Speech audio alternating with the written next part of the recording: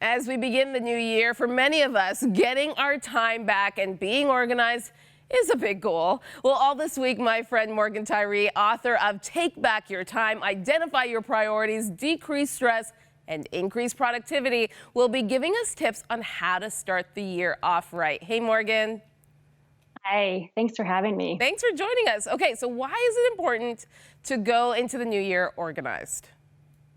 Well, I think we all crave to be more organized, and there's this feeling at the beginning of the new year to just kind of have a fresh start, and we come off the holidays to press that reset button. And being organized is something that we all sort of kind of are always wanting to achieve because it gives us a sense of peace and it helps us to save time, money, and energy. So it's a natural time that we just sort of kind of all get that renewed sense of energy to go for it. So it's a great time to do it. Yeah.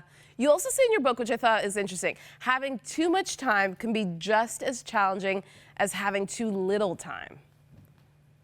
Yes, and I know that can sound a little strange to hear because I think for so many of us, we struggle with the opposite challenge of feeling like our schedules are maxed and that we have so much going on.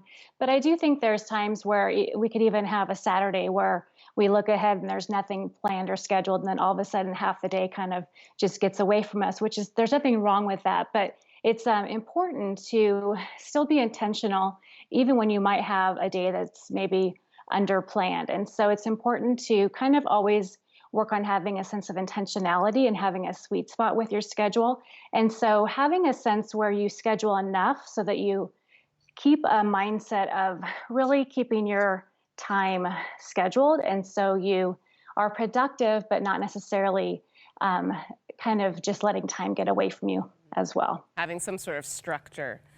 You, Exactly. you also talk about identifying what season you're in. What do you mean by this? So I think we walk through different seasons of life based on whether it's the work we're doing or our family dynamics, and there's an ebb and flow to life.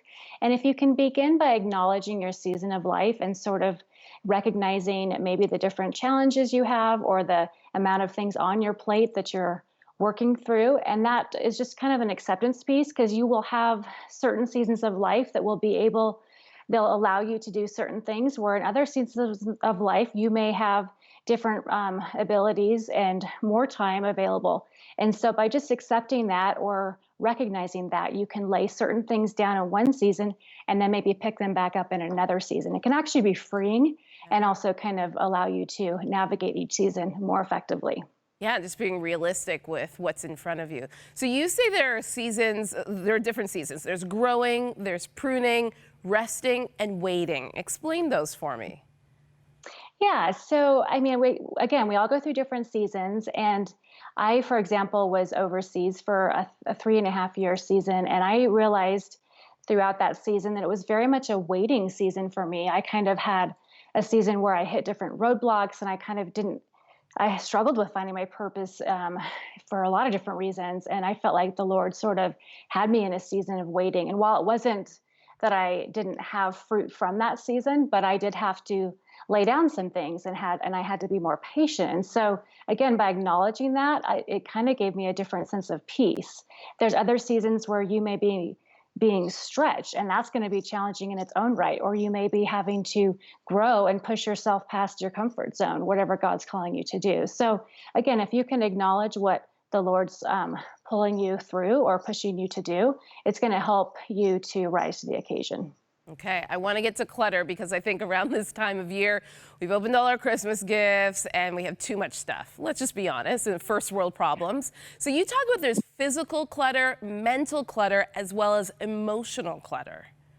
hmm Yeah, I'm a professional organizer, and so I see firsthand so much of what my clients struggle with. And we often think of physical clutter as the main type of clutter, and it really is what we see, is the physical clutter. But beyond that, there's a lot of mental clutter, just the amount of information that we're processing on a daily basis, and then also the emotional clutter that comes with our things or comes with all that we have to process and manage. And so it's important to look at your life and look at what you're having to balance day in and day out and ask yourself if you are being a good steward of what you're taking on. Are you taking on too much? Because we all only have so much energy and capacity. And so, are you being discerning with your yeses and nos? Those are important questions to ask yourself. They are important questions. Thank you so much, Morgan. Morgan, you're going to be joining us all this week, giving us great tips. Tomorrow, we're talking about our schedules and prioritizing and what our priorities are this coming year. Thanks again, Morgan.